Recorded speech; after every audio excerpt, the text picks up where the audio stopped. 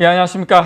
여러분들의 백만장자입니다. 사랑합니다, 여러분. 정말 좋은 소식이 떴습니다. 그전에는 계속 군불만 떼고 있었는데, 예, 확정적인 소식이 나왔습니다, 여러분. 자, 대만의 디지타임스입니다. 대만의 디지타임스. 자, 애플이, 예, 삼성전자로부터, 예, 낸드 플래시를, 공급받는다. 예. 중국의 YMTC에서 공급받기로 한 낸드 플래시를 삼성전자로 대체하기로 했다. 자, 근데 여러분 여기까지 우리가 보면 아니 백만장자님 원래 삼성전자로부터 반도체 메모리 반도체 애플이 샀었던 거 아니에요? 뭐 YMTC에서 물론 삼성전자로 넘어오는 건 좋은 일이긴 하지만 이게 엄청 큰 소식은 아닌 거 아닙니까? 라고 생각하실 수가 있는데 자, 지금까지 애플은 여러분 삼성전자로부터 주로 D램을 공급받았어요. D램.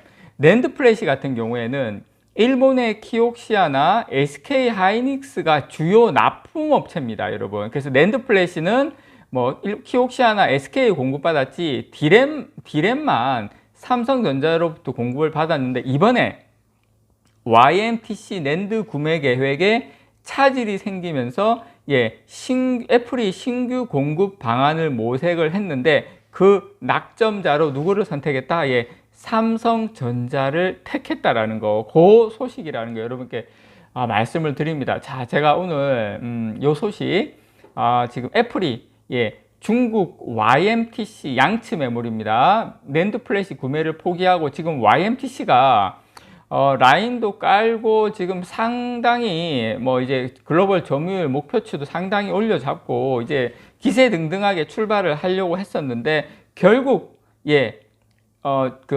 애플로의 어떤 납품을 포기하고 대신에 애플이 지금 YMTC에서 손절을 하고 삼성전자로부터 공급받을 것이라고 지금 대만 매체가 지금 보도를 한 겁니다. 자, 미국이 중국 기술업체에 대한 통제를 강화하는 가운데 YMTC는 다음 달 초에 수출 규제 블랙리스트에 포함될 전망입니다, 여러분. 자, 이 상황에서 우리 박수 한번 쳐야 됩니다. 자, YMTC가 다음 달 초에 블랙리스트에 올라간다. 이번 달 다 끝났으니까 블랙리스트에 한번 올라가면 이 회사는 사실상 끝난 겁니다, 여러분. 자, 대만 IT 전문 매체자 디지타임스입니다. 중국 낸드 플래시 업체 YMTC가 지난 10월 7일 미국 상무부의 미검증 명단 여기에 등재된 이후에 오는 12월 초에 미국의 수출 통제 명단에 포함될 것이라고 보도를 했습니다. 그래서 앞서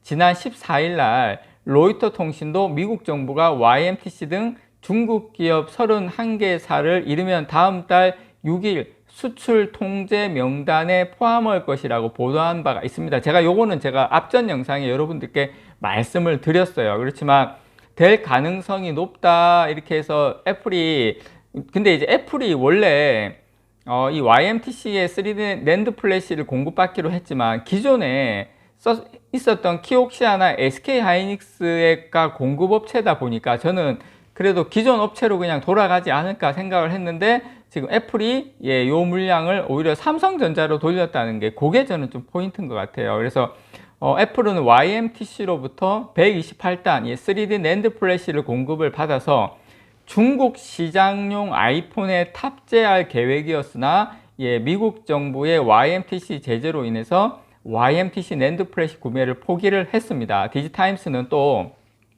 반도체 업계 관계자의 말을 빌려서 애플이 2023년부터 삼성전자의 낸드 플래시를 구매할 것이라고 보도를 했고요.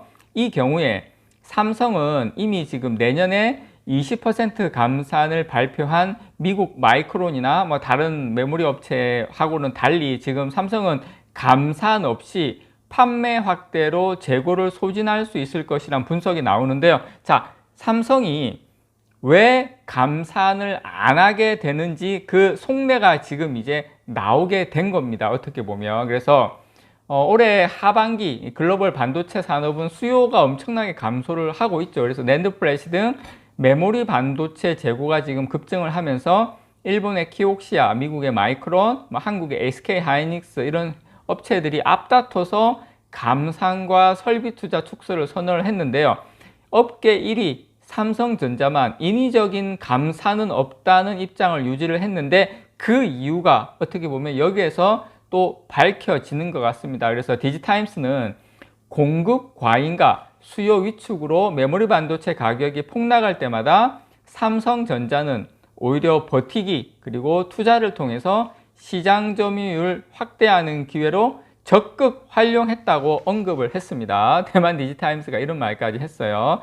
어쨌든 지금까지 애플은 삼성전자로부터 주로 디램을 공급받았고 낸드 플래시는 일본의 키옥시아나 SK 하이닉스가 주요 납품업체였는데 이번에 YMTC로 낸드 구매 계획에 차질이 생기면서 애플이 신규 공급 방안을 모색을 했는데 이 삼성전자의 중국 시안 반도체 공장 같은 경우에는 3D 낸드 플래시를 주로 생산을 하고 있습니다. 그래서 삼성전자 전체 낸드 플래시 생산의 약 40%를 차지를 하고 있었어요. 그래서 한편 이제 YMTC는 이 애플의 본인들의 낸드 플래시를 공급을 하면서 글로벌 3대 낸드 플래시 업체로 성장하겠다는 계획을 가지고 있었는데 이제 완전히 틀어졌다. 자, 미국에 어떻게 됩니까? 블랙리스트 기업에 12월 초에 등재가 되면 사실상 문 닫아야죠.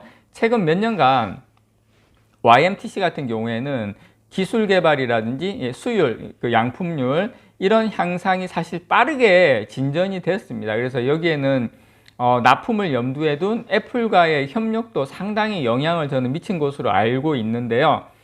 글로벌 시장 점유율 20%를 목표로 YMTC가 많이 달려왔지만 미국의 거듭된 제재로 미국 국적의 기술 인력들이 많이 이탈을 했습니다. 많이 이탈을 하고 128단 이상의 낸드 플래시 생산에 사용되는 반도체 장비 수입이 지금 거의 사실상 불가능한 상태니까 128단 이상이면 128단도 포함되는 거거든요. 128단이 안 된다는 건 반도체에 거의 낸드 플래시는 하지 마라는 이야기나 똑같습니다. 그래서 이런 반도체 장비 수입이 어려워지고 여러 가지 인력이 이탈하고 이런 상황이 벌어지면서 YMTC는 결국 마지막 코너에 몰리고 말았다. 백기를 들고 말았다라는 겁니다. 그래서 아마 시간이 지나면서 YMTC는 역사 속으로 사라지지 않을까. 자, 거기에 이어서 제 개인적인 생각에는 SMIC도 시간의 문제지만 거기도 그냥 근데 SMIC는 파운드리라서 거기가 지금 요즘에 제가 바로 앞전 영상에서 ASML이 어떻게 하느냐에 따라서 여기는 이제 메모리 반도체니까 장비가 이쪽에다 미국 쪽하고 일본 쪽이다 보니까 확실하게 문을 닫아 버렸는데 SMIC는 조금 더 생명 연장은 되겠죠. 그렇지만 거기도 그렇게 그닥 건강하진 않다. 저는 그렇게 봅니다. 아주 좋은 소식입니다. 여러분들의 백만장자였습니다. 사랑합니다, 여러분.